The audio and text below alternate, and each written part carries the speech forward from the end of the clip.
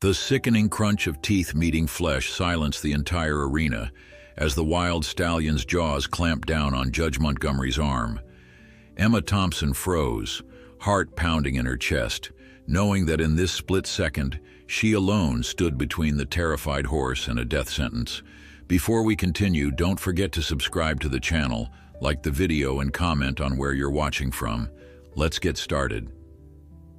The sunlight glinted off the polished arena rails as Emma Thompson paced nervously behind the wooden barriers. At 17, with her auburn hair pulled back in a tight ponytail and her riding boots scuffed from years of use, she was the youngest competitor at the prestigious Golden Saddle Rodeo. Around her, the atmosphere buzzed with excitement as spectators filled the stands and competitors prepared their horses for the day's events. Emma wasn't supposed to be here. Her family's modest ranch on the outskirts of town couldn't compare to the sprawling estates of the other contestants. While they arrived with trailers worth more than her family's entire property, Emma had come with just her determination and a wild dream. She didn't have a competition horse, she was merely a volunteer helping with the event logistics. Judge Howard Montgomery surveyed the arena with critical eyes, his black cowboy hat tilted slightly to shield his face from the sun. At 62, he had judged more rodeo competitions than anyone in the state. His reputation for strictness was legendary, but so was his fairness. Montgomery was a third-generation horseman, with an almost supernatural ability to assess a horse's quality with just a glance. "Ladies and gentlemen," the announcer's voice boomed through the speakers, "we have an unexpected situation. Thunder, the champion stallion scheduled to perform in today's showcase, has injured his rider during warm-up. Medical staff are attending to Mark Williams now." A collective gasp rose from the crowd. Thunder was the main attraction, a magnificent black stallion with a reputation as fierce as his name suggested. Owned by Clayton Winters, the wealthiest rancher in the county, Thunder had won multiple championships, but was equally known for his unpredictable temperament. Only Mark Williams had managed to handle him successfully, and even then, just barely. Emma watched as chaos erupted near the preparation area. Thunder was rearing and bucking, his powerful body twisting as two handlers struggled to control him. Clayton Winters stormed across the arena, his face contorted with rage. "Get that animal under control," he shouted. "Do you know how much he's worth?" Emma's heart raced as she observed the magnificent horse. Thunder's coat gleamed like polished obsidian under the sun, muscles rippling with each movement. But it was his eyes that captivated her, wild with fear, not aggression. She recognized that look. It wasn't defiance, it was panic. "They're handling him all wrong," she whispered to herself. As if drawn by an invisible force, Emma slipped under the barrier and slowly approached the commotion. A security guard moved to stop her, but Judge Montgomery raised his hand. "Let's see what the girl does," he said, curiosity evident in his weathered face. Clayton noticed Emma and scoffed. "Get that child away from my horse. Thunder needs a professional handler, not some amateur." Emma ignored him, keeping her eyes fixed on Thunder. The stallion's ears were pinned back, his nostrils flared as he pawed the ground aggressively. When one handler tried to grab his bridle, Thunder swung his massive head, nearly striking the man. "Please," Emma said quietly to the handlers, "let me try something." "This isn't a petting zoo, girl," Clayton snapped. "That's a champion worth more than you'll see in your lifetime." Judge Montgomery stepped forward. "Give her a chance, Winters.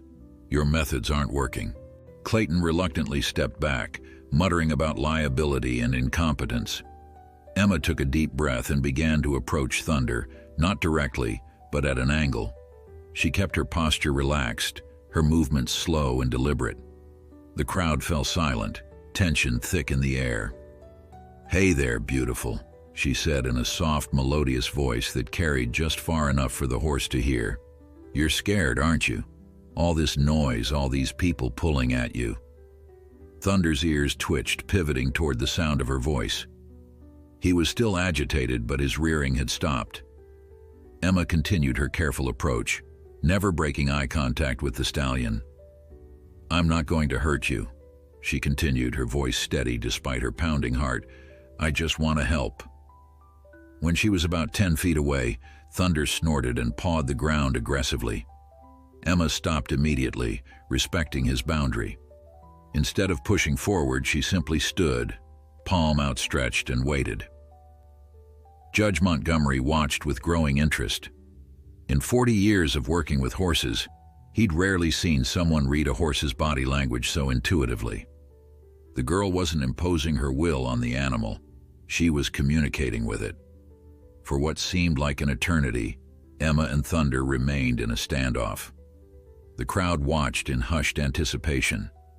Then, almost imperceptibly, Thunder's posture began to change. His ears relaxed, his breathing slowed, and the wild panic in his eyes dimmed. Emma took a small step forward, then another. Thunder remained still, watching her. When she was finally within reach, Emma didn't grab for his reins as the handlers had done. Instead, she simply stood with her hand extended, giving him the choice. After a moment's hesitation, Thunder stretched his neck and gently nudged her palm with his muzzle. A collective gasp rose from the spectators, followed by scattered applause. Emma smiled, gently stroking Thunder's neck. The powerful stallion, who moments ago had been a whirlwind of fear and aggression, stood calmly beside her. "Impossible," Clayton muttered, his face a mix of disbelief and grudging respect. Judge Montgomery approached, his experienced eyes assessing the situation. "Young lady, that was—" His words were cut short as Thunder suddenly swung his head, teeth bared. Before anyone could react, the stallion's teeth clamped down on Montgomery's arm. The judge let out a pained shout, stumbling backward as blood seeped through his torn sleeve. Security rushed forward, but Emma quickly stepped between them and Thunder, who had begun to panic again. "Stop, you'll only make it worse," she cried. Despite his injury, Montgomery waved the security team back. "Listen to her," he ordered through gritted teeth. Emma turned back to Thunder, who was trembling with renewed fear. The stallion's eyes were wild again, his powerful body tense and ready to bolt. "Shh, it's okay," she whispered, reaching out slowly. Clayton's voice cut through the moment. "That's it. That animal is too dangerous. He's done."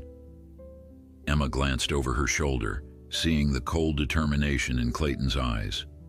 She knew what done meant for a horse like Thunder. Too valuable for ordinary work, too dangerous to sell. It was a death sentence disguised as practicality. As medical staff attended to Judge Montgomery, Emma made a silent promise to the frightened stallion before her. Somehow, she would save him. Whatever it took, Thunder would not pay the price for human mishandling. With gentle fingers, she stroked the stallion's velvety muzzle, and for a brief moment, Thunder leaned into her touch, a caress that would change both their lives forever. Chaos erupted across the arena as medical personnel rushed to Judge Montgomery's side. The judge's face had gone pale, but he maintained his composure despite the blood seeping through his shirt sleeve. Emma remained beside Thunder, one hand gently resting on his neck, whispering reassurances as the stallion trembled. Clayton Winters was shouting orders at his staff, his face flushed with anger. "Get that beast locked down now, and somebody call my lawyer." Two security guards approached Emma cautiously. "Miss, you need to step away from the horse," one said firmly. "He's scared," Emma replied, not moving an inch. "If I leave him now, he'll only get worse." The security guard reached for her arm. "This isn't a discussion. That animal just attacked a judge." Before Emma could protest further, Judge Montgomery's voice cut through the commotion. "Leave her be," he commanded, wincing as a medic wrapped his forearm.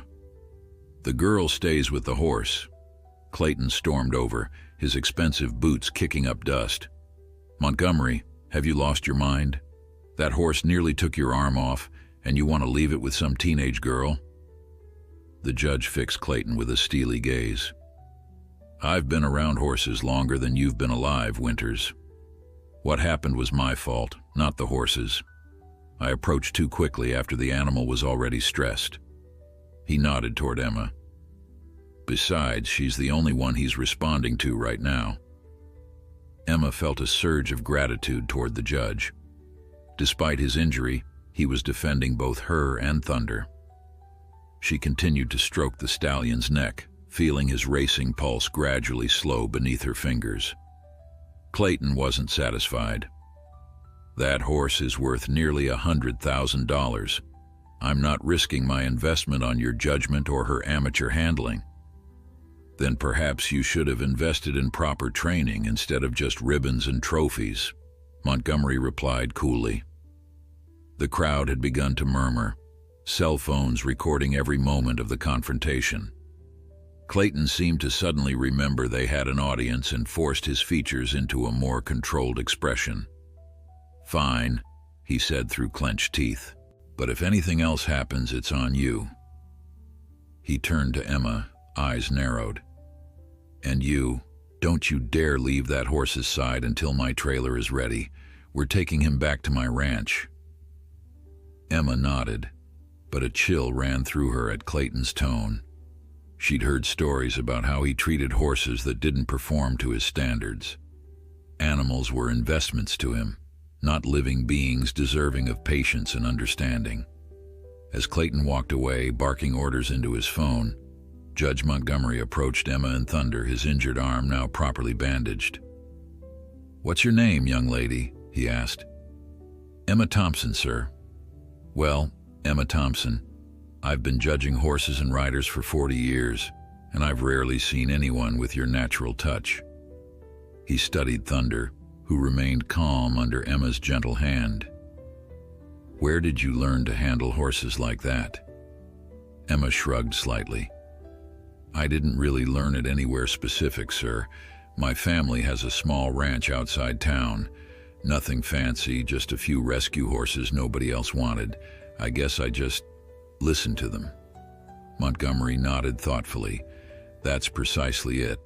Most people try to impose their will on a horse. You're listening instead."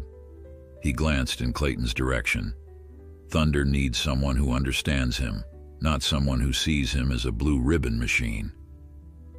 "Mr. Winters doesn't seem like the type to change his approach," Emma said quietly.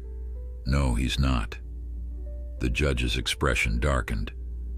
"I've seen too many good horses ruined by that man's methods. Push them until they win or break. That's his philosophy." A commotion near the entrance to the arena drew their attention. Clayton was arguing with event officials, gesturing wildly toward Thunder. "What's going to happen to him?" Emma asked, fear creeping into her voice. Montgomery sighed heavily. "Nothing good, I'm afraid. After an incident like this, Clayton will either sell him to someone who doesn't know his history or—" He didn't finish the sentence. He didn't need to. Emma knew what happened to valuable but dangerous horses. They weren't worth the liability, but they were worth something to a slaughterhouse. "That's not fair," Emma whispered, her hand instinctively tightening on Thunder's mane. He was just scared. "Fair has nothing to do with it," Montgomery replied grimly. "To men like Clayton, horses are commodities, not companions." They watched as Clayton finished his conversation and strode back toward them, a satisfied smirk on his face. "Problem solved," he announced. "My trailer will be here in 20 minutes, and the officials have agreed not to file an incident report as long as Thunder is removed from the premises immediately." Montgomery's eyes narrowed. "And then what happens to him, Clayton?" "That's none of your concern," Clayton replied dismissively. "He's my horse, and I'll decide what's best." "He's a living creature who deserves better than to be discarded because of human error," Montgomery shot back. Clayton chuckled coldly. "Always the sentimentalist, Howard. This is business. Thunder was an investment that's now become a liability. I'll handle it accordingly." Emma felt sick. Thunder, sensing her distress, shifted nervously beside her. She stroked his neck reflexively, trying to keep him calm while her own mind raced. She couldn't let Clayton take him, not knowing what fate awaited the magnificent animal. An idea formed in her mind. Desperate, probably foolish, but she couldn't see any alternative. "Mr. Winters," she said, her voice steadier than she felt, "I'd like to buy Thunder from you." Both men stared at her in disbelief. "You?" Clayton laughed. "With what money, girl?" Emma straightened her shoulders. "I have $3,000 saved for college. I'll give you all of it." Clayton's laugh grew louder. "$3,000 for a horse worth 30 times that? Are you insane?" "He bid a judge in front of hundreds of witnesses," Emma countered. "His competition value just plummeted. You said yourself he's now a liability." Montgomery was watching Emma with newfound respect, a slight smile tugging at his lips. Clayton's amusement faded. "Listen, girl, I don't have time for this nonsense. My trailer will be here soon and—" $10,000, Montgomery interrupted. Clayton and Emma both turned to him in surprise. "I'll add $7,000 to the girl's offer," Montgomery continued. $10,000 cash for a horse that just made a spectacle of himself and can no longer compete without raising liability concerns. Clayton's eyes narrowed suspiciously. "Why would you do that? He just bit you." "Let's just say I believe in second chances," Montgomery replied, "both for horses and for people who understand them." Emma stared at the judge, overwhelmed by his unexpected support. Clayton hesitated, clearly calculating the financial and public relations aspects of the situation. Finally, he nodded curtly. "Fine. 10,000, and you both sign liability waivers. He's your problem now." As Clayton walked away to arrange the paperwork, Emma turned to Montgomery, eyes shining with tears of gratitude.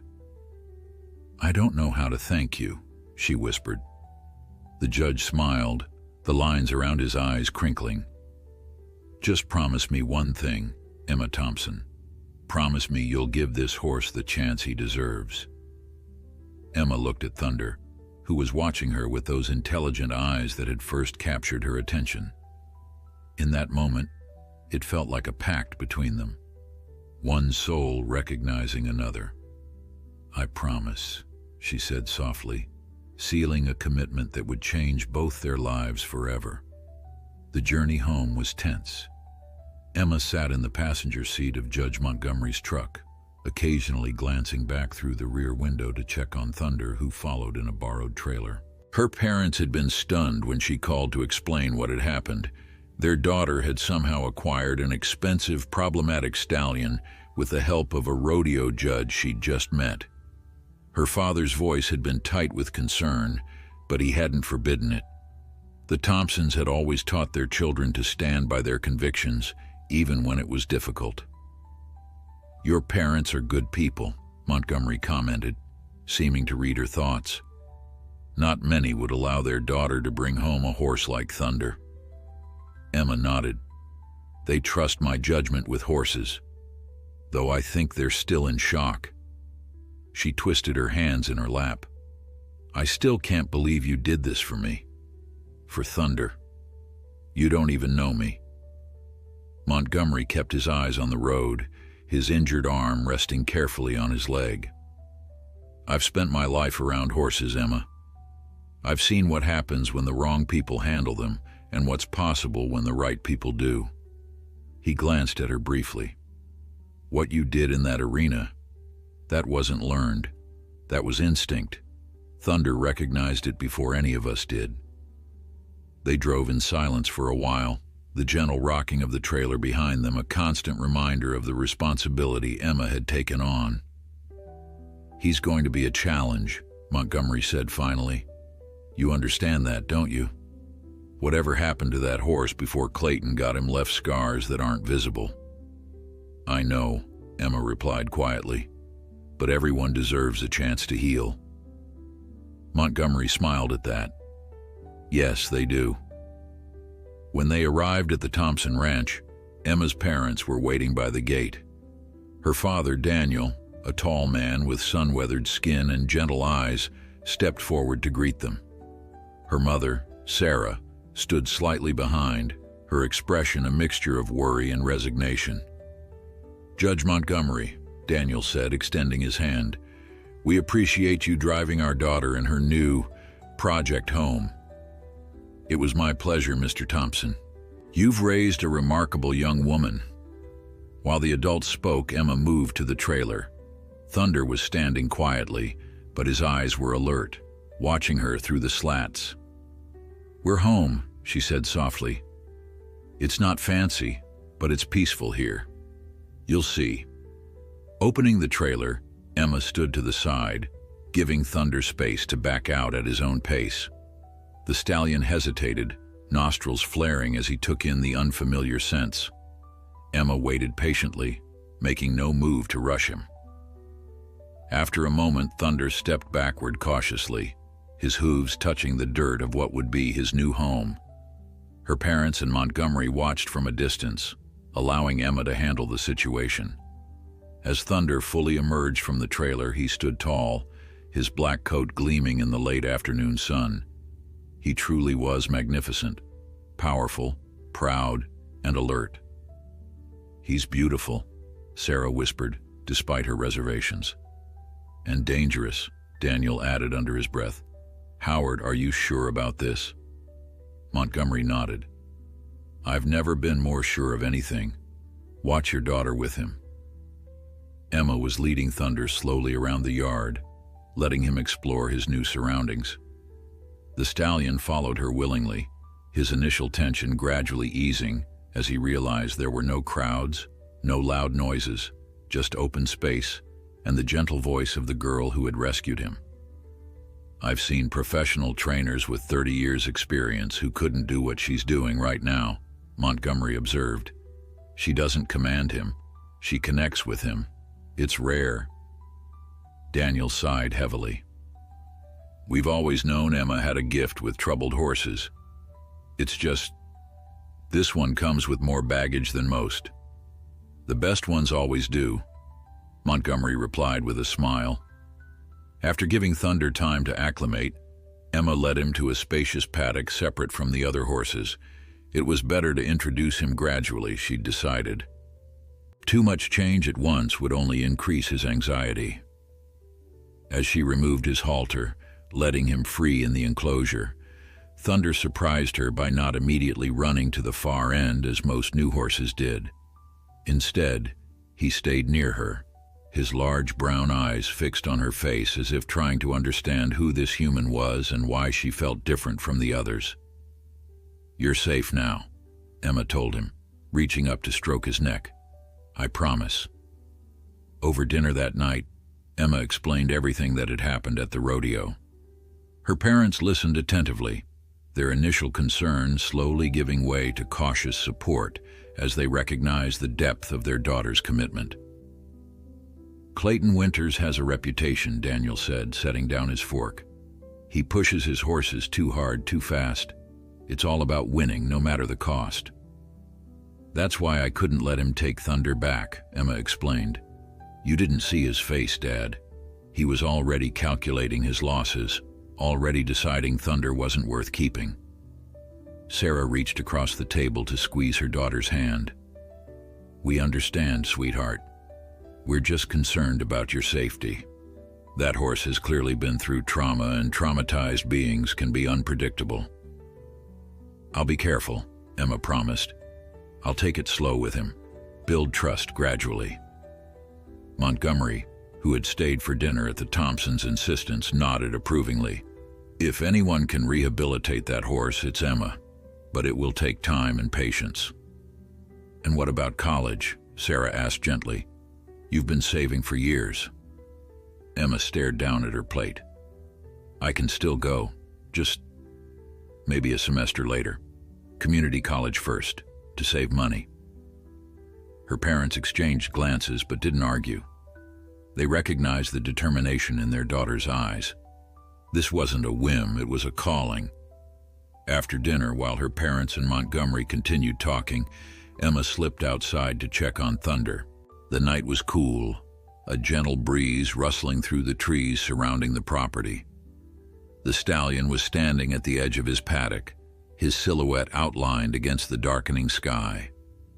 When he saw her approaching, his ears pricked forward, and he nickered softly, a sound that brought tears to Emma's eyes.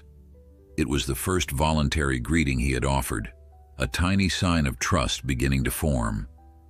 "Hey, handsome," she said, leaning against the fence. "How are you settling in?" Thunder approached slowly, still maintaining a cautious distance but closer than before. Emma didn't push, didn't try to touch him. She simply stood there, letting him decide how much interaction he wanted. "We're going to figure this out together," she told him, "one day at a time." From the porch, Montgomery observed the scene with satisfaction.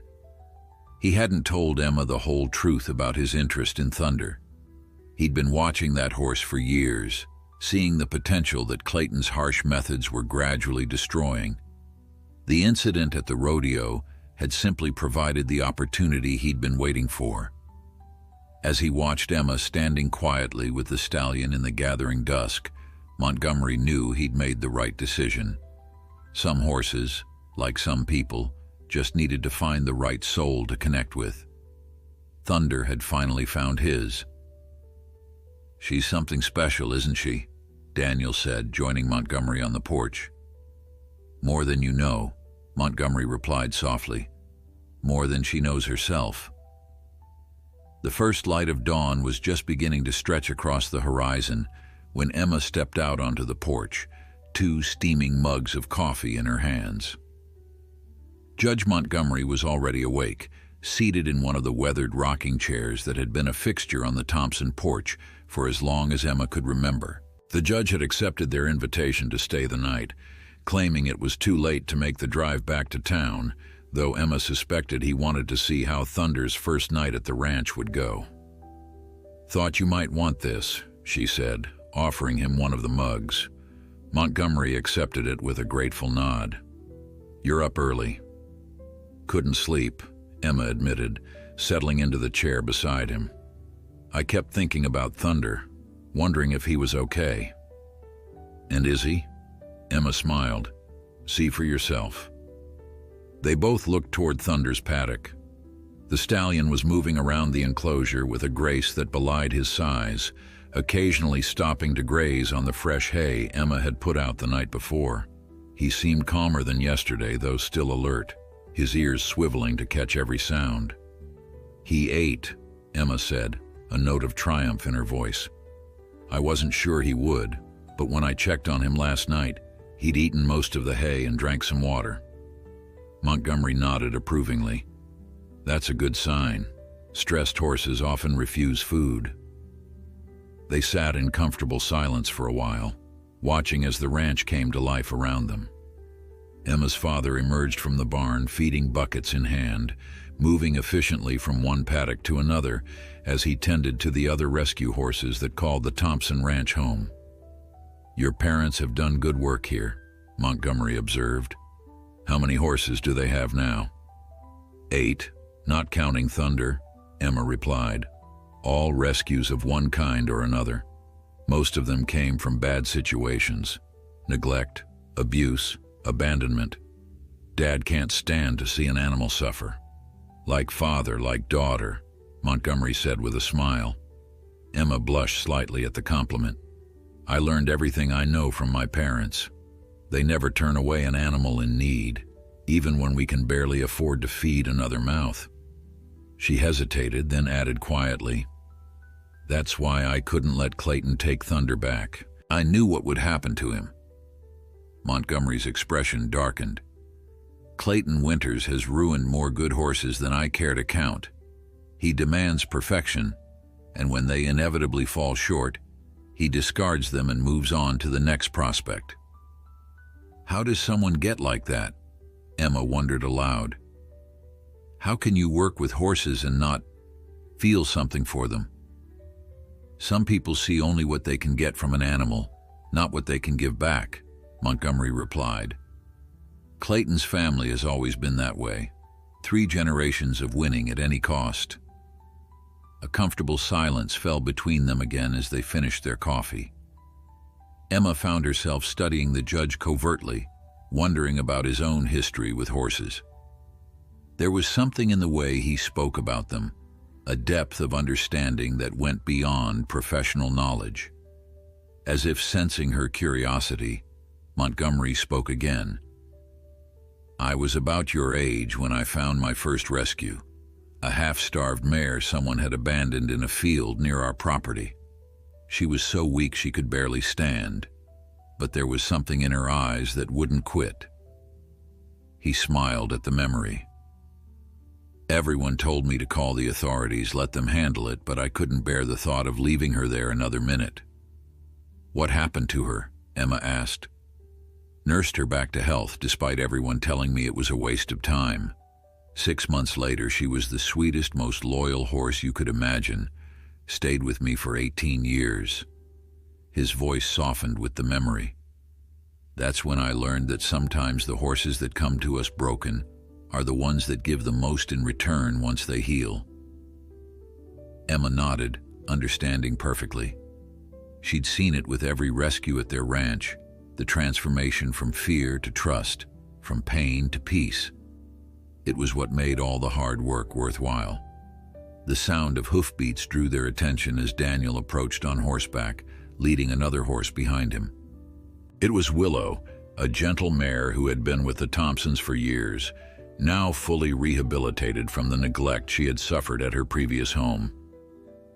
"Morning," Daniel called, dismounting smoothly. "Thought I'd move some of the horses to the south pasture today, give Thunder more space and quiet." "Need help?" Emma offered, already rising from her chair. "Finish your coffee first," her father replied with a smile. "No rush. Judge, how's the arm feeling this morning?" Montgomery flexed his bandaged forearm carefully. "Better than I expected. Your daughter's quick action with Thunder prevented it from being much worse." Daniel nodded, his pride in Emma evident. "She's always had a way with the difficult ones." He glanced toward Thunder's paddock. "Speaking of which, what's your plan with him, Emma?" Emma had been considering this very question all night. "I think we should just let him be for a few days. Let him settle in, get used to the routine and sounds of the ranch. No pressure, no expectations." "And then?" her father prompted. "Then I'll start spending time near him, not asking anything of him, just being present. When he's ready, he'll let me know." Daniel and Montgomery exchanged approving glances. It was exactly the right approach for a horse with Thunder's history. Patience above all else. After breakfast, Montgomery prepared to leave. His scheduled return to judge the second day of the rodeo couldn't be postponed, though it was clear he was reluctant to go. "I'll check in on you both when the competition ends," he promised as Emma walked him to his truck. "In the meantime, trust your instincts with him. You've got good ones." "Thank you," Emma said earnestly. "For everything. I don't know how I'll ever repay you." Montgomery smiled, his weathered face creasing with warmth. "Give that horse the life he deserves. That's repayment enough." As his truck disappeared down the long driveway, Emma turned back toward Thunder's paddock. The stallion was watching her, his dark eyes following her movements with intelligent curiosity. She approached the fence slowly, making no sudden movements. "It's just you and me now," she said softly. "We've got all the time in the world." The days that followed fell into a gentle rhythm. Each morning, Emma would bring Thunder fresh hay and water, talking to him in a low, soothing voice as she worked. She never tried to touch him or enter his space uninvited, simply going about her chores while he observed from what he deemed a safe distance. By the third day, that distance had decreased considerably. When Emma arrived with his breakfast, Thunder would be waiting by the gate, no longer retreating to the far corner of the paddock. He still maintained a careful buffer between them, but his posture was more relaxed, his eyes softer.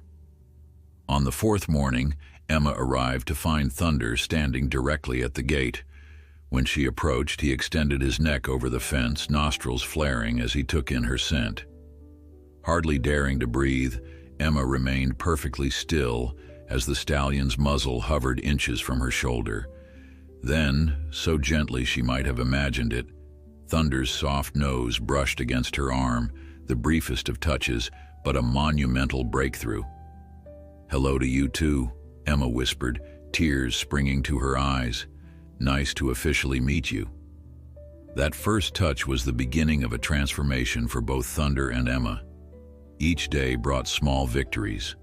Thunder allowing her to stroke his neck for a few seconds, then a full minute, accepting a halter without resistance, following her around the paddock at a respectful distance. Emma documented everything in a worn leather journal, recording each breakthrough with the meticulous attention of a scientist and the heart of a poet. "He's testing boundaries," Emma explained to her father one evening as they sat at the kitchen table, reviewing the ranch's finances. "Not in a challenging way, but like he's trying to understand the rules." Daniel nodded, setting aside the stack of bills he'd been frowning over. "Horses that have been mishandled often do that. They've learned that humans are unpredictable, so they're constantly watching for signs of what's acceptable and what might trigger punishment." "He flinches when I raise my hand too quickly," Emma said quietly, "and he's terrified of riding crops. I had one in my back pocket yesterday for Willow's training session, and he wouldn't come near me until I got rid of it." Daniel's expression darkened. "Clayton's methods are well known in competitive circles. Pain-based training gets quick results for competitions, but it breaks a horse's spirit in the process." Emma felt a surge of anger at the thought of anyone hurting Thunder deliberately. "Well, he's never going to experience that again," she said firmly. "Never." Her father smiled at her determination. "Just remember to be patient with him. Healing takes time." 2 weeks after Thunder's arrival, Judge Montgomery returned to the Thompson Ranch as promised. Emma was in the round pen with Thunder when the judge's truck pulled up. They were working on basic ground commands, Thunder following Emma's gentle cues with increasing confidence. "Well, look at that," Montgomery called as he approached the fence. "You've been busy." Emma smiled, giving Thunder a reassuring pat before joining Montgomery at the edge of the pen. "He's a quick learner, and he actually seems to enjoy the mental stimulation." Montgomery watched as Thunder trotted around the perimeter of the pen, his movements more relaxed and fluid than they had been at the rodeo. "He looks like a different horse already." "He's still got a long way to go," Emma cautioned. "He's fine with me, but he gets nervous around strangers, especially men, and he still has moments where something triggers him and he checks out, almost, like he's back in whatever bad situation he came from before Clayton." "That's to be expected," Montgomery assured her. "The fact that he trusts you at all after what he's been through is remarkable." Emma led Thunder back to his paddock, now adjacent to the pasture where the other horses grazed. He was gradually being integrated into the herd, spending supervised time with the calmer mares first. Emma's careful introduction process was working. Thunder no longer pinned his ears or pawed aggressively when the other horses approached. "I've been doing some digging into Thunder's background," Montgomery said as they walked back to the house. "Thought you might want to know where he came from before Clayton got him." Emma looked up with interest. "You found something?" Montgomery nodded grimly. Thunder was bred at Blackwater Stables in Kentucky. Top breeding program, known for producing champions. They sold him as a 2-year-old to a trainer named Jackson Reed for a small fortune. What happened then? Reed is known for making or breaking difficult horses. His words, not mine. He uses extreme methods that most ethical trainers abandoned decades ago. Montgomery's voice held tightly controlled anger. "From what I've gathered, Thunder didn't respond well to Reed's approach. After 6 months, Reed sold him to Clayton at a significant loss, claiming the horse was defective." Emma felt sick. Defective? Because he didn't respond to abuse? Unfortunately, that's how some trainers see it. If a horse resists their methods, They blame the horse, not the training. Montgomery sighed heavily. Clayton probably thought he was getting a bargain, a horse with champion bloodlines at a discount price. He likely had no idea how deeply Thunder had been traumatized by Reed. They had reached the house, but Emma paused on the porch steps, looking back toward Thunder's paddock. So that's why he reacts the way he does. He wasn't born difficult. He was made that way by people who should have protected him. The good news, Montgomery said, placing a gentle hand on her shoulder, is that horses can heal from their past with the right care. Thunder's already proving that. Inside, over coffee with Emma's parents, Montgomery shared more news. Clayton's been telling anyone who will listen that the horse was unmanageable from the start. Claims he did you both a favor by selling him. Sarah Thompson snorted. Of course he has. Heaven forbid the great Clayton Winters admit he mishandled a horse. It's actually better this way, Montgomery replied. As long as he's saving face by pretending it was his idea to get rid of Thunder, he's less likely to cause trouble. Daniel frowned. You think he might still try to interfere? Clayton has a reputation for being vindictive when he feels he's been bested, but I think his pride will keep him away for now. Montgomery turned to Emma. Just the same, I'd keep Thunder's progress quiet for a while. No need to draw attention. Emma nodded, understanding the wisdom in his advice. The last thing Thunder needed was Clayton Winters reappearing in his life. After Montgomery departed, promising to visit again soon, Emma returned to Thunder's paddock with a curry comb and soft brush. Grooming sessions had become their daily ritual, a time when both of them could relax and strengthen their bond. Thunder nickered softly when he saw her approaching, moving to meet her at the gate, a greeting that still filled Emma with joy every time. Hey, handsome, she said, letting herself into the paddock. Ready for your spa treatment? As she began to gently work the curry comb over his coat, Emma thought about what Montgomery had shared. It explained so much about Thunder's behavior, his terror of certain objects, his mistrust of sudden movements, his initial reluctance to form attachments. You didn't deserve any of it, she murmured as she worked, her strokes slow and rhythmic, not a single moment.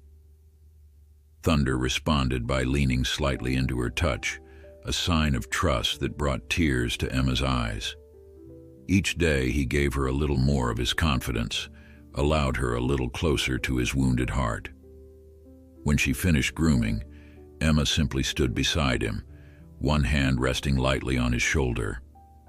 They remained that way for several minutes, connected in a silence that needed no words. We're going to rewrite your story, she promised softly. From now on, it's going to be different. As if understanding her promise, Thunder lowered his proud head and gently nudged her arm, his way of saying he believed her. That night, as Emma updated her journal with the day's progress, she added a note at the bottom of the page. Today I learned where Thunder came from, but it doesn't define where he's going. His past explains his pain, but it won't determine his future.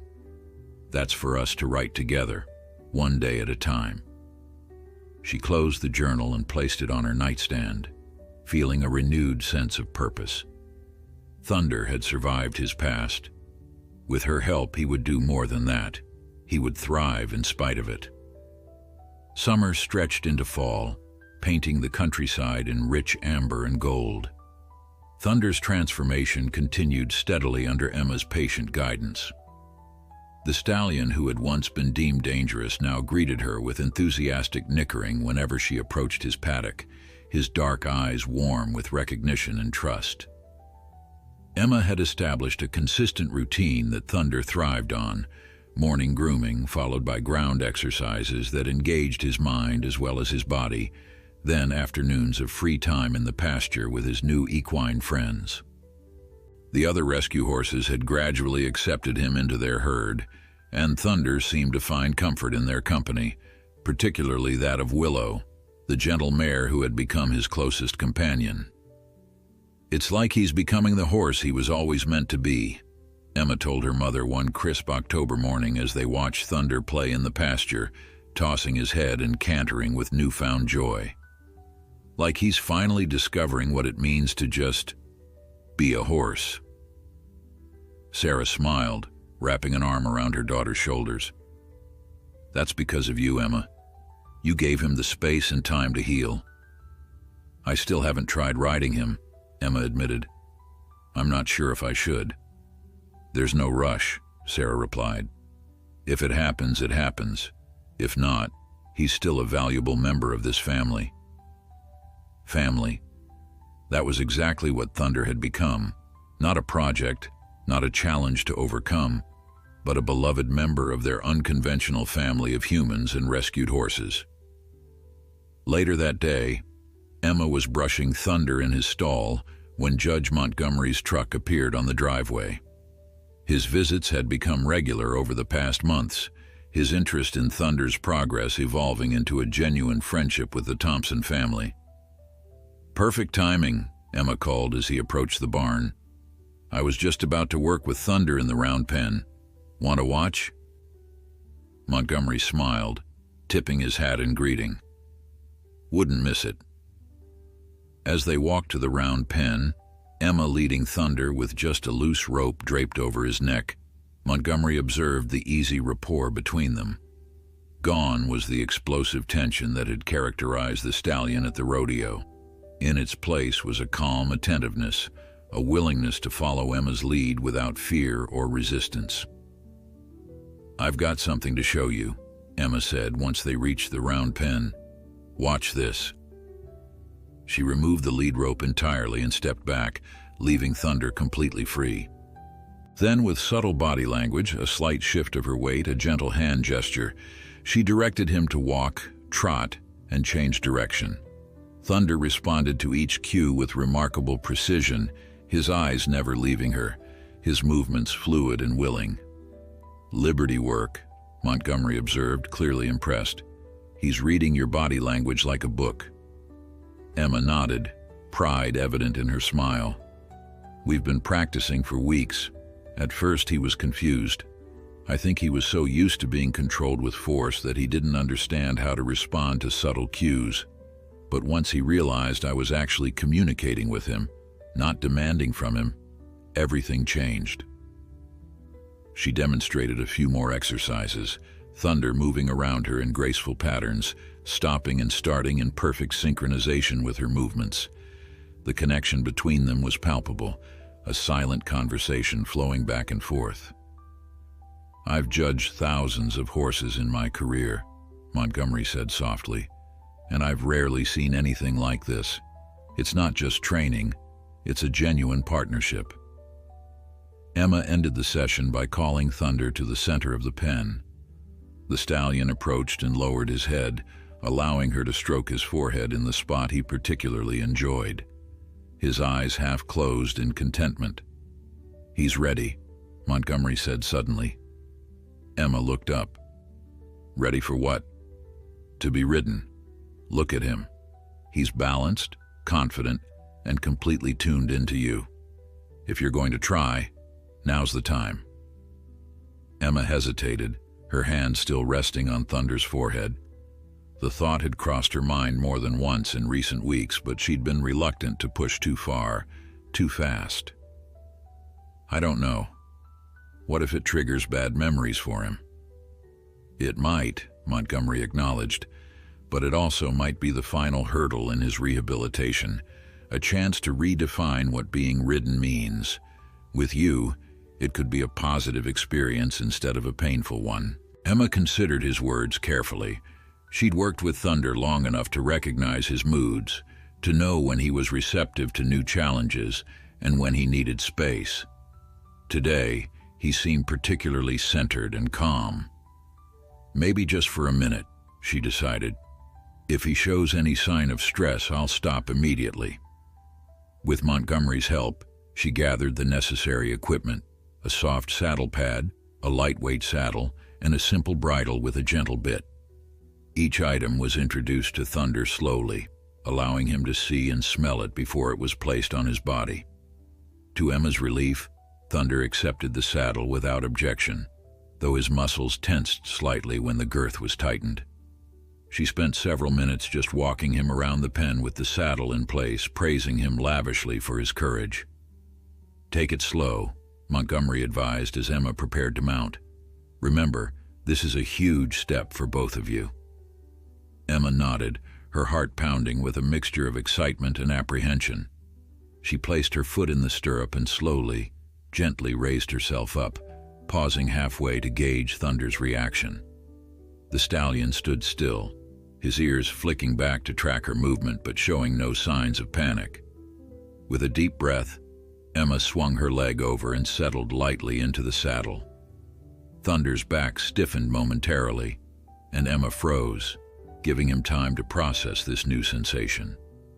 Then gradually, he relaxed beneath her, releasing a soft breath that seemed to say, "This isn't so bad after all."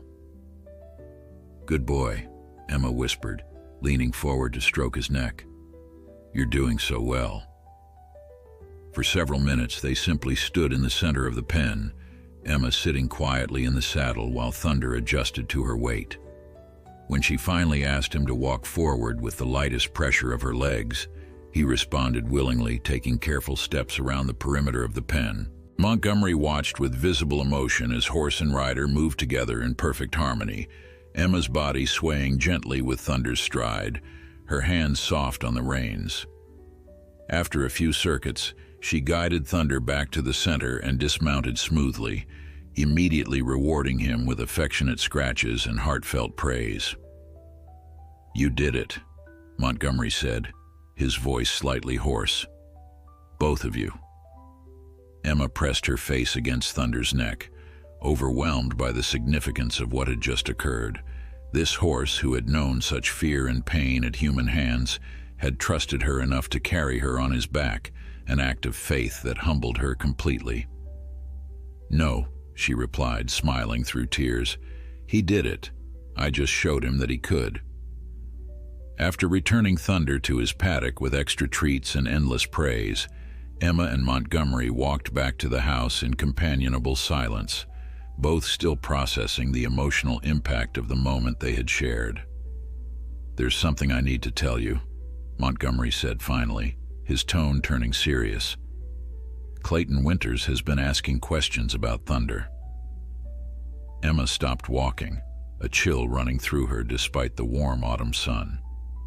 "What kind of questions?" "He's heard rumors about how well Thunder is doing with you. Apparently someone from town saw you working with him and mentioned it to one of Clayton's riders." Montgomery sighed heavily. "Clayton doesn't like being proven wrong, Emma. If Thunder is thriving with you after he failed with him." "It makes him look bad," Emma finished, understanding immediately.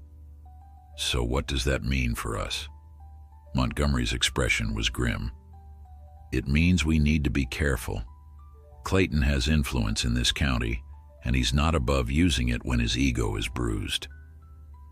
As they continued toward the house, Emma glanced back at Thunder, peacefully grazing in the late afternoon sun. After everything he'd overcome, the thought of Clayton Winters re-entering his life made her stomach knot with dread. "I won't let him hurt Thunder again," she said quietly, determination hardening her voice. "No matter what it takes." The first snow of winter dusted the Thompson Ranch in a fine white powder, transforming the landscape into a serene wonderland. Emma stood at her bedroom window, watching as Thunder explored the changed environment with cautious curiosity, pawing at the snow and tossing his head when the cold flakes landed on his nose. His playful antics made her smile, but the worry that had taken root in her heart since Montgomery's warning hadn't diminished. In the 2 months since Clayton Winters had begun asking questions about Thunder, Emma had been vigilant to the point of paranoia. She'd declined invitations to participate in local riding events, kept Thunder's training sessions private, and asked friends not to share updates about the stallion's progress on social media. The constant anxiety was exhausting, but the alternative, risking Thunder's safety, was unthinkable. A knock at her door pulled Emma from her thoughts. Her father entered carrying 2 steaming mugs of hot chocolate. "Thought you might need this," he said, handing her one of the mugs. "You've been standing at that window for almost an hour." Emma accepted the drink gratefully. Just keeping an eye on Thunder, he's never seen snow before. Daniel joined her at the window, watching as the stallion cautiously tested the snow-covered ground with each step. He's handling it well, curious but not panicky. "He trusts that if something is in his environment, it's safe," Emma replied, "because that's what we've taught him." Her father studied her face for a moment. "You can't keep this up forever, Emma. This constant vigilance, it's wearing you down." Emma sighed, knowing he was right but unsure what else to do. "I just need to protect him, Dad. After everything he's been through, after how far he's come." "I know, sweetheart. But hiding him away isn't a long-term solution. Thunder deserves to live a full life, and so do you." Daniel squeezed her shoulder gently. "Which is why your mother and I have been talking." Emma looked up, curious. "About what?" "About making some changes, legal ones." He took a sip of his hot chocolate before continuing. "We've contacted a lawyer about officially registering the ranch as a non-profit horse rescue." Emma's eyes widened in surprise. Her parents had been operating as an informal rescue for years, taking in horses in need whenever their limited finances allowed, but they'd never taken steps to formalize the operation. "What would that mean exactly?" she asked. "It would mean several things," Daniel explained. "First, we'd have official non-profit status, which would allow us to accept tax-deductible donations and apply for grants to help care for the horses. Second, all the horses currently at the ranch, including Thunder, would be legally registered as rescue animals under the organization's care, with clear documentation of their rehabilitation progress." Emma began to understand. "So if Clayton tried to claim Thunder back, we'd have legal protection." Daniel nodded. "Exactly. It would be much harder for him to interfere if Thunder is officially part of a registered rescue program rather than just a horse you purchased from him." Hope flickered in Emma's chest for the first time in weeks. "When can we start the process?" "We already have," Daniel replied with a smile. "Judge Montgomery put us in touch with a lawyer who specializes in animal welfare law. She's drawing up the paperwork now." Emma threw her arms around her father, nearly spilling both their drinks in the process. "Thank you," she whispered, emotion tightening her throat. "This means everything." Daniel hugged her back fiercely. "We're not going to let anyone take him from you, Emma." "That's a promise." That afternoon, Emma worked with Thunder in the covered arena they'd built years ago for winter training. The structure was simple, a metal roof supported by sturdy posts, with canvas sides that could be lowered to block the wind, but it provided enough shelter to continue Thunder's education regardless of the weather. Today they were practicing more advanced liberty work, with Thunder responding to Emma's subtle cues to perform specific movements, sidestepping, backing up, small circles. His concentration was impressive, his dark eyes focused intently on her as if eager to understand what she was asking of him. "That's it," Emma encouraged as Thunder executed a perfect pivot on his hindquarters. "Beautiful." The sound of a vehicle approaching interrupted their session. Emma tensed, automatically moving closer to Thunder as her mind leapt to the worst possibility. Clayton Winters had found them. Relief washed over her when she recognized Judge Montgomery's truck pulling up to the arena. The judge had been traveling for several weeks, serving as an official at a prestigious competition in Kentucky, and Emma hadn't expected him back until after the holidays. "Don't stop on my account," Montgomery called as he entered the arena, brushing snow from his coat. "I was enjoying the show." Emma relaxed, patting Thunder's neck as the stallion acknowledged Montgomery with a curious look, but no sign of the fear he had once shown around strangers. "We weren't expecting you back so soon." The final day of competition was canceled due to weather, Montgomery explained. Thought I'd stop by on my way home to see how you two are doing. He approached slowly, giving Thunder time to accept his presence. May I? Emma nodded, and Montgomery reached out to stroke Thunder's neck, his weathered hand gentle against the stallion's sleek coat. Thunder accepted the touch calmly, even leaning slightly into the caress. Well, look at you, Montgomery murmured to the horse. Quite the gentleman now, aren't you? Emma couldn't help but beam with pride. He's come so far. You should see him under saddle. We've been working on collection and extension at the trot, and he's picking it up like he was born to it. Montgomery smiled, clearly pleased by the progress. I've no doubt. He's got natural talent, and now he's finally got the right human to help him express it. He paused, his expression turning more serious. Which is partly why I stopped by. I've got news, some good, some concerning. Emma's stomach tightened. About Clayton? Montgomery nodded grimly. He was at the Kentucky competition. Didn't place well. His new star horse isn't living up to expectations. He was in a foul mood, drinking heavily at the reception afterward. And? Emma prompted, sensing there was more. And he was talking about Thunder, loudly, claiming he'd been swindled, that the horse was worth far more than he'd sold him for. Montgomery's eyes were troubled. He mentioned your name, Emma. Said he was going to set things right. Emma felt a chill that had nothing to do with the winter air. What does that mean? I'm not entirely sure, Montgomery admitted. It could be just drunk talk, his ego unable to accept that Thunder is thriving with you after failing with him. But we should be prepared for him to try something, Emma finished, instinctively moving closer to Thunder's side. Montgomery nodded soberly. That's the concerning part. The good news is that I spoke with your father this morning. The non-profit registration is progressing well, and I've called in a few favors to expedite the process. Emma felt a surge of gratitude toward this man who had become such an unexpected ally. Thank you for everything you've done for us, for Thunder. Montgomery smiled, the lines around his eyes crinkling. That horse was worth saving, and you were the right person to save him. I'm just glad I could help. As they continued talking, making plans to strengthen their position should Clayton decide to cause trouble, Emma kept one hand resting on Thunder's neck.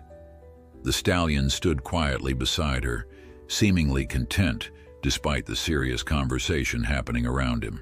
He trusted her to keep him safe, and she was determined not to let him down. Later, as Montgomery prepared to leave, he paused at the arena entrance. Don't let fear of Clayton keep you from living, Emma. You and Thunder have earned your happiness. Emma nodded, understanding the wisdom in his words. She couldn't allow Clayton Winters to control their lives from afar, couldn't hide Thunder away forever out of fear of what might happen. We won't, she promised, both to Montgomery and to herself. Whatever came next, they would face it together. The January sun hung low in the sky, casting long shadows across the ranch as Emma guided Thunder through his morning exercises. The crisp winter air seemed to energize the stallion, who moved with an extra spring in his step, his breath forming small clouds with each exhalation. Emma couldn't help but smile at his enthusiasm, at the joy he now found in movement that had once been forced from him through fear and pain. In the months since Montgomery's warning about Clayton Winters, life had continued with cautious normalcy.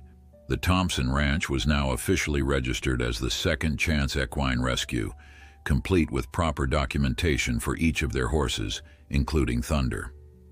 Emma had gradually resumed participating in local equestrian events, though she still avoided the larger competitions where they might encounter Clayton or his associates.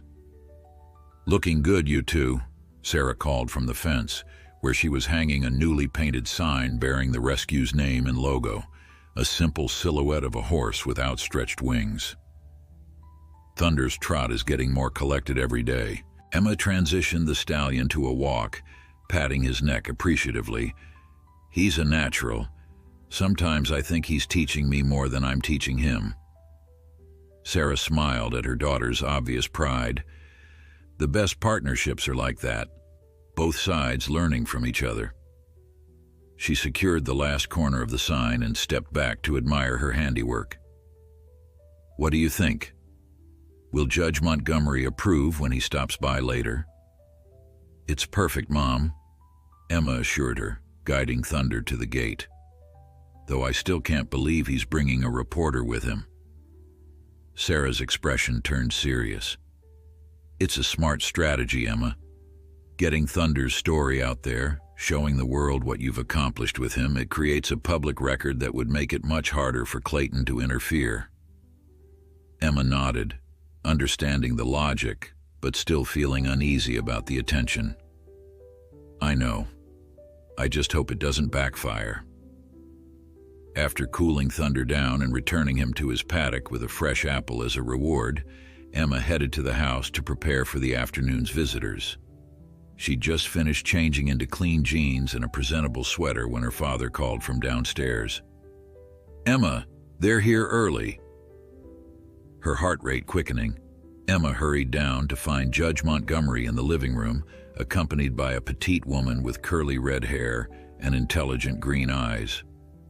The woman was dressed professionally in a navy pantsuit, a stark contrast to the casual ranch environment, but her warm smile put Emma at ease. Emma, this is Catherine Reed from the Equestrian Chronicle, Montgomery introduced them. Catherine, this is Emma Thompson, the young woman I've been telling you about. The journalist extended her hand with a friendly smile. It's a pleasure to meet you, Emma. Judge Montgomery has told me remarkable things about your work with Thunder. Emma shook the offered hand, surprised by the publication mentioned. The Equestrian Chronicle wasn't just any horse magazine. It was the most respected equestrian journal in the country, read by serious horsemen and women nationwide. I'm honored you'd be interested in our little rescue, Emma said honestly. Catherine's smile widened. From what I've heard, there's nothing little about what you've accomplished here. Rehabilitating a horse with Thunder's history is no small feat.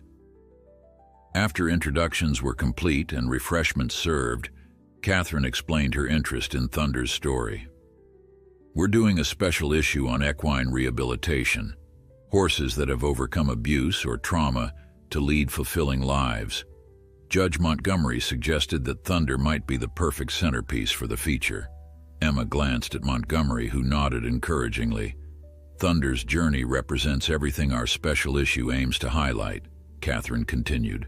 A horse labeled dangerous, who, with the right handling, has revealed his true nature. It's a powerful testament to what patience and proper training can accomplish. As they talked, Emma began to relax. Catherine asked thoughtful questions about Thunder's rehabilitation process, taking detailed notes and occasionally recording portions of their conversation. She seemed genuinely interested in understanding the methods Emma had used, particularly the emphasis on building trust before asking for performance. Would it be possible to see Thunder now? Catherine asked eventually. I'd love to observe your interaction with him firsthand. Of course, Emma replied, leading the group outside to Thunder's paddock. The stallion was standing near the fence, his ears pricked forward with interest as they approached. Emma called his name softly, and Thunder immediately walked to the gate, his eyes focused on her with clear recognition and trust. Remarkable, Catherine murmured, observing the interaction with keen interest. Most horses with trauma histories don't approach strangers willingly like this. He's come a long way, Emma agreed, opening the gate to enter the paddock. Thunder lowered his head to greet her, and she stroked his forehead in the way he particularly enjoyed. Would you like to see some of what we've been working on? At Catherine's eager nod, Emma began to demonstrate the liberty work that had become Thunder's specialty. Without halter or lead rope, The stallion moved in perfect synchronization with Emma's subtle body cues, performing graceful circles, transitions, and changes of direction that showcased both his intelligence and their deep connection. Catherine watched with undisguised admiration, occasionally snapping photos with her professional camera. "It's like watching a dance," she commented. "He's not obeying commands so much as responding to an ongoing conversation." "That's exactly it," Emma agreed, delighted by the journalist's understanding. "Thunder doesn't perform these movements because he has to. He does them because we're communicating, because there's trust between us." After the demonstration, Catherine requested permission to approach Thunder herself. Emma nodded, explaining to Thunder that a new friend wanted to meet him. The stallion remained calm as Catherine slowly extended her hand, allowing him to sniff her before gently touching his neck. "He's magnificent," Catherine said softly. "A true testament to the resilience of his species." As they walked back to the house to conclude the interview, Catherine asked one final question. "Emma, what would you want people to take away from Thunder's story?" Emma considered this carefully before answering. "I guess I'd want them to understand that so-called problem horses are usually just horses with problems. Problems created by humans who didn't listen to what they were trying to communicate. Thunder was labeled dangerous because he fought back against methods that hurt and confused him. He wasn't broken. He was trying to protect himself the only way he knew how." Catherine nodded, noting down Emma's words. "And what would you say to people who believe that force is necessary to control a powerful animal like Thunder?" "I'd say they're missing out on the true partnership that's possible when you work with a horse rather than against him," Emma replied without hesitation. "Fear-based training might get quick results, but trust-based methods create something much more valuable. A willing partner who gives their best not out of fear, but out of desire to work with you." After Catherine and Montgomery departed, with the journalist promising to send an advance copy of the article before publication, Emma returned to Thunder's paddock. The stallion greeted her with his customary gentle nudge, and she wrapped her arms around his neck, grateful for his steady presence. "You were a star today," she told him, rubbing his favorite spot behind his ears. "Soon everyone will know what I've known all along, that you're not dangerous, you're extraordinary." Thunder's response was to press his forehead against her shoulder in a gesture that had become his unique way of showing affection. In that moment of quiet connection, Emma felt a sense of peace that had been elusive since Montgomery's warning about Clayton. Whatever happened next, Thunder's story would be known, his transformation documented for all to see. As the winter sun began to set, casting the paddock in golden light, Emma couldn't help but feel that they had turned an important corner. The shadows of Thunder's past and the threat of Clayton Winters seemed less ominous in the face of what they had accomplished together. The March issue of the Equestrian Chronicle arrived on a rain-soaked Tuesday morning. Emma retrieved the package from their mailbox with trembling hands, hurrying back to the house as fat raindrops pelted the driveway. Her parents were waiting in the kitchen, their anticipation matching her own. "Is that it?" Sarah asked, wiping her hands on a dish towel. Emma nodded, carefully opening the padded envelope. Inside was a crisp copy of the magazine, with a post-it note attached to the cover. "Thought you might want to see this before it hits the stands," Catherine had written. "Thank you for sharing Thunder's story with us." With a deep breath, Emma turned the magazine over to reveal the cover. Her heart stopped. There, in a full-page photograph, was Thunder, his sleek black coat gleaming in the winter sunlight, his proud head held high, his intelligent eyes gazing directly at the camera with unmistakable confidence. Above the image, in bold typography, read the headline, "The Redemption of Thunder, from Dangerous to Extraordinary." "Oh, Emma," Sarah whispered, tears springing to her eyes. "It's beautiful." Daniel squeezed his daughter's shoulder. "He looks magnificent, just as he should." Emma could barely speak, overcome by the sight of Thunder showcased so prominently, his transformation acknowledged for all to see.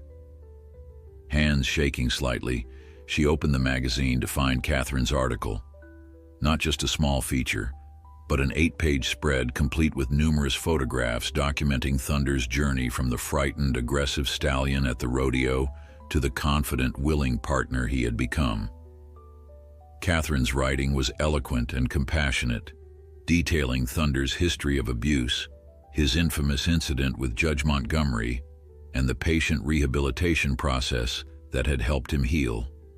She had included quotes from Montgomery as well, describing his professional assessment of Thunder's transformation and praising Emma's intuitive approach to training. What Ms. Thompson has accomplished with Thunder isn't just good horsemanship, Emma read aloud from Montgomery's quote. It's a testament to the healing power of compassion. This young woman has succeeded where seasoned professionals failed because she saw beyond the behavior to the horse beneath, a horse who was asking for help in the only way he knew how. Daniel smiled proudly. He's right, you know.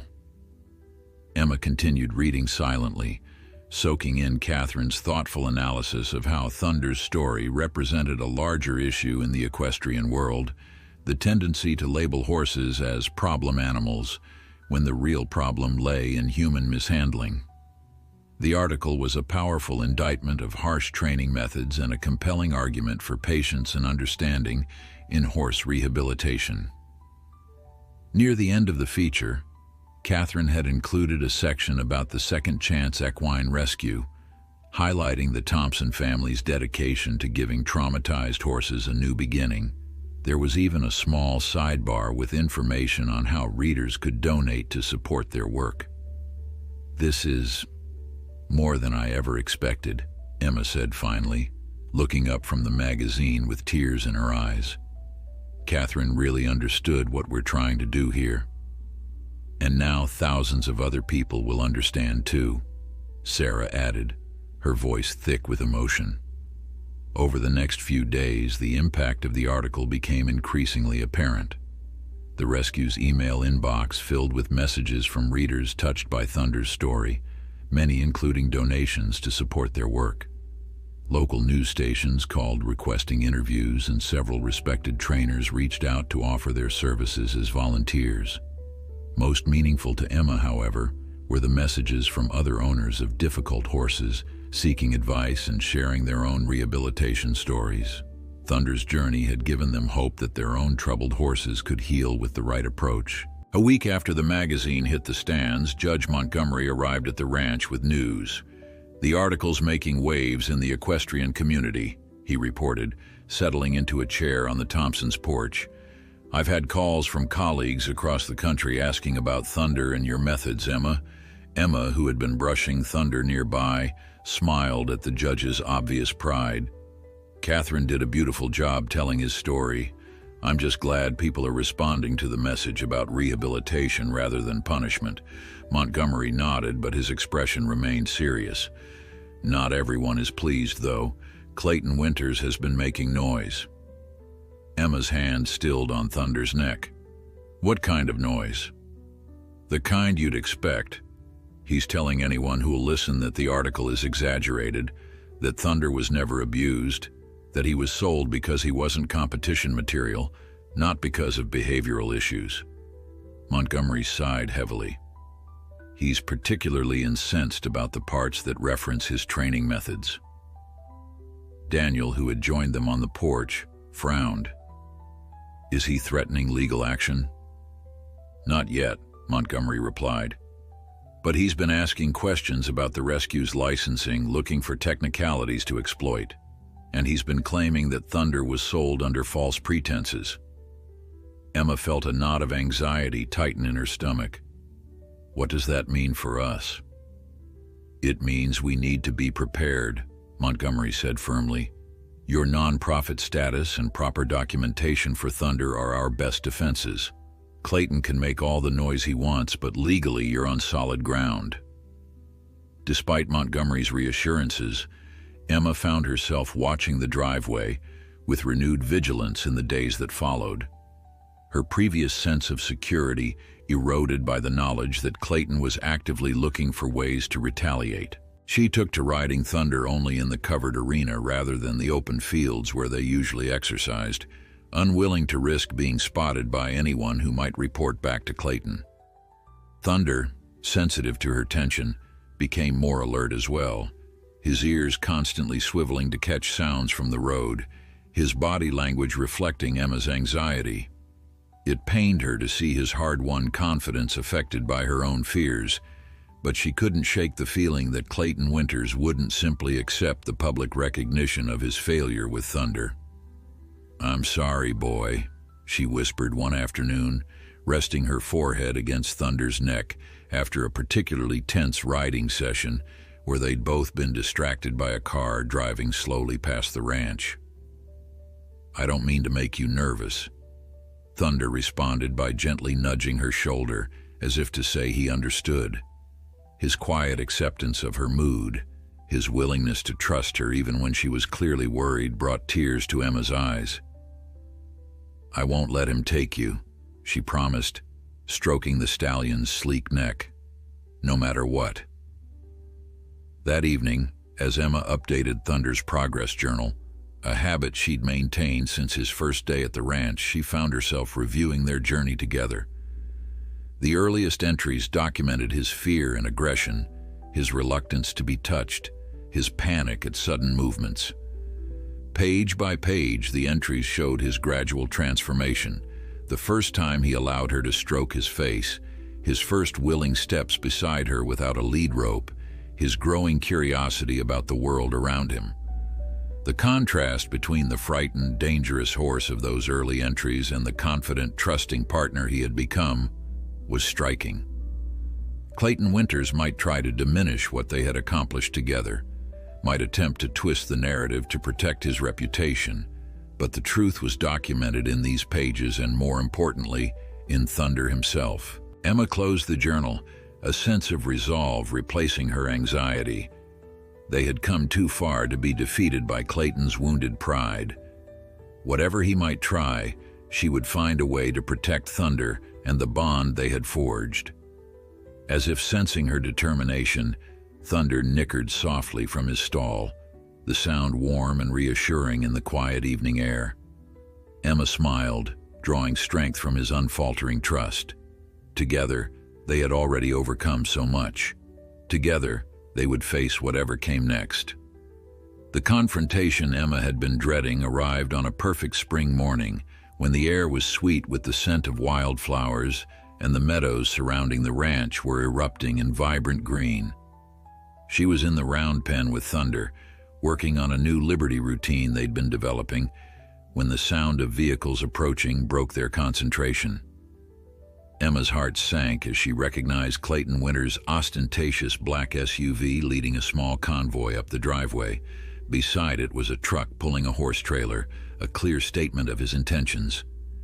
"Stay here," she murmured to Thunder, giving him a reassuring pat before stepping out of the round pen. The stallion watched her go, his body tense but his eyes trusting. By the time Emma reached the main yard, her parents had emerged from the house, standing shoulder to shoulder in silent solidarity. Daniel's expression was calm but resolute, while Sarah's face betrayed more obvious concern. They both moved to stand beside Emma as Clayton's vehicles pulled to a stop. Clayton Winters emerged from his SUV with the confident swagger of a man accustomed to getting his way. At 55, he was still imposing, tall and broad-shouldered, with silver-streaked dark hair and cold blue eyes that assessed everything in terms of value and weakness. He was dressed in expensive riding clothes as if he expected to leave with Thunder that very day. "Thompson family," he called, his voice carrying easily across the yard. "I believe you have something that belongs to me." Emma stepped forward, forcing her voice to remain steady. "Thunder doesn't belong to you, Mr. Winters. We have the bill of sale and transfer of ownership papers to prove it." Clayton's smile didn't reach his eyes. "Ah, yes, the sale that Judge Montgomery so conveniently arranged." $10,000 for a horse worth at least 50 times that amount. He shook his head with exaggerated disappointment. I've since discovered that the good judge failed to disclose certain material facts about the horse's condition and potential. That's fraud, Ms. Thompson. Behind Clayton, two men in riding clothes emerged from the second vehicle, ranch hands by the look of them and not the gentle sort. Their presence was clearly meant to intimidate. Daniel stepped forward to stand beside his daughter. If you have legal concerns, Mr. Winters, you should address them through proper channels. This is private property and you weren't invited here. Clayton's facade of politeness slipped momentarily, his eyes hardening. I tried the proper channels, as you put it. Your little non-profit shelter has surprisingly good legal protection, so I thought a more direct approach might be effective. He gestured toward the horse trailer. I'm prepared to be generous. $20,000, double what you paid, to return the horse to me. That's more than fair. It's not about money, Emma replied, her voice stronger now. Thunder has a home here. He's not for sale at any price. Clayton's expression darkened. That horse was bred for championships, not to waste away on some backwater rescue ranch. His bloodlines alone. His bloodlines don't matter to us, Emma interrupted. What matters is that he's happy and healthy for the first time in his life. Happy? Clayton scoffed. He's a horse, not a person. He doesn't need to be happy. He needs to fulfill the purpose he was bred for. The sound of a vehicle approaching drew everyone's attention. Judge Montgomery's familiar truck appeared on the driveway, followed closely by a sheriff's patrol car. Relief washed over Emma as both vehicles pulled up beside Clayton's convoy. Montgomery approached with purposeful strides, the sheriff, a tall woman with a no-nonsense demeanor, at his side. "Thought I might find you here, Clayton," Montgomery said, his voice deceptively casual. "I received some concerning information about your plans today." Clayton's confident smile faltered slightly. "This is a private business matter, Howard. It doesn't concern you or the sheriff." "Actually, it does concern me," Sheriff Martinez replied, adjusting her hat against the morning sun. "When I receive reports of potential trespassing and intimidation, it very much becomes my business." Clayton's face flushed with anger.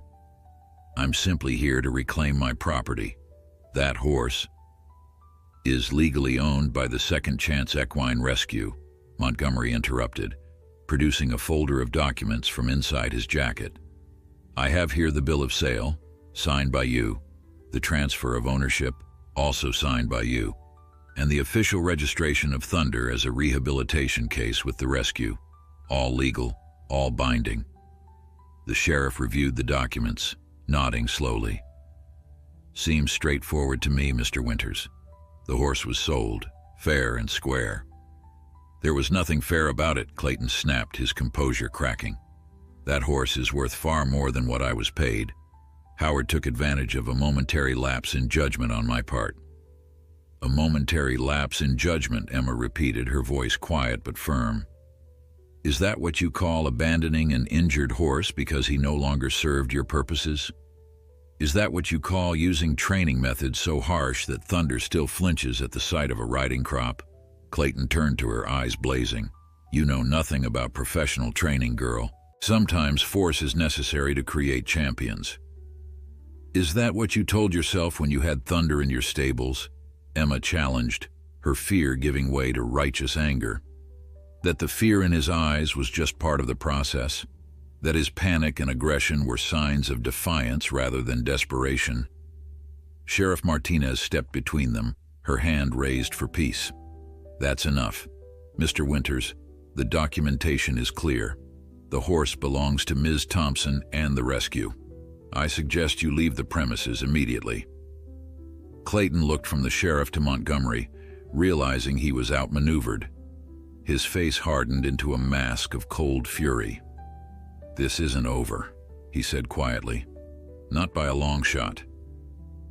As Clayton and his men returned to their vehicles, Emma found herself trembling with the aftermath of adrenaline. Montgomery placed a steadying hand on her shoulder. "You did well," he murmured. "Very well indeed." They watched in silence as the convoy turned around and drove away, the horse trailer empty. Only when the vehicles had disappeared from view did Emma allow herself to breathe normally again. "How did you know to come?" she asked Montgomery. The judge smiled slightly. "Let's just say I have friends who keep me informed about Clayton's movements. When I heard he was gathering his men and preparing a trailer this morning, I had a feeling he might be headed your way." Sheriff Martinez approached, handing the documents back to Montgomery. "I'll file a report about this incident," she said. "If he comes back or makes any more threats, call me immediately." After the sheriff departed, promising to have a deputy drive by regularly for the next few weeks, Emma returned to the round pen where Thunder waited patiently. The stallion nickered softly as she approached, extending his proud neck in greeting. "It's okay," she told him, stroking his silky mane. "He's gone. You're safe."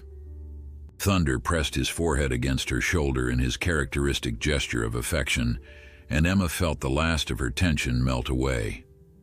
In that moment of connection, with the spring sun warm on her back and Thunder's steady presence beside her, Clayton Winters and his threats seemed distant and diminished. That evening, as golden light bathed the ranch in a warm glow, Emma sat on the porch steps watching Thunder graze peacefully in the pasture with the other rescue horses. Montgomery joined her, settling onto the step with a contented sigh. "You know," he said after a comfortable silence, "I've been judging horses for over 40 years, but I've never seen a transformation quite like Thunder's. It's remarkable what love and patience can accomplish." Emma smiled, her eyes never leaving Thunder's graceful form. He was always extraordinary. He just needed someone to see it. Montgomery nodded thoughtfully. "I think about that day at the rodeo often, how a single moment changed so many lives. If Thunder hadn't bitten me..." He chuckled softly. "Sometimes fate works in strange ways." "Do you regret it?" Emma asked. "Getting bitten, I mean." "Not for a second," Montgomery replied without hesitation. "Some pain is worth enduring for the good that comes after." He gestured toward Thunder. "Look at him now, confident, trusting, at peace. And look at you. You've found your calling." Emma couldn't deny the truth in his words. Through Thunder, she had discovered her purpose, her gift for healing wounded spirits. The Second Chance Equine Rescue was flourishing, with inquiries and donations increasing daily since the magazine article. What had begun as one girl's determination to save one horse had blossomed into something far greater. As twilight deepened around them, Thunder raised his head from grazing and looked directly at Emma, as if sensing her thoughts. In the soft evening light, he was magnificent, not because of his valuable bloodlines or his physical power, but because of the gentle spirit that now shone through his eyes, the trust he had found the courage to give, despite his painful past. "He chose you, you know," Montgomery said softly. "That day at the rodeo, when everyone else was afraid, he recognized something in you. A kindred spirit, perhaps, or simply a soul he could trust. Either way, it was the wisest choice he ever made." Emma smiled, feeling a profound sense of gratitude for the journey they had traveled together, for the unlikely series of events that had brought Thunder into her life. From a moment of fear and pain had come healing and purpose, for both of them. "No," she said quietly. "The wisest choice was mine when I decided to trust him back."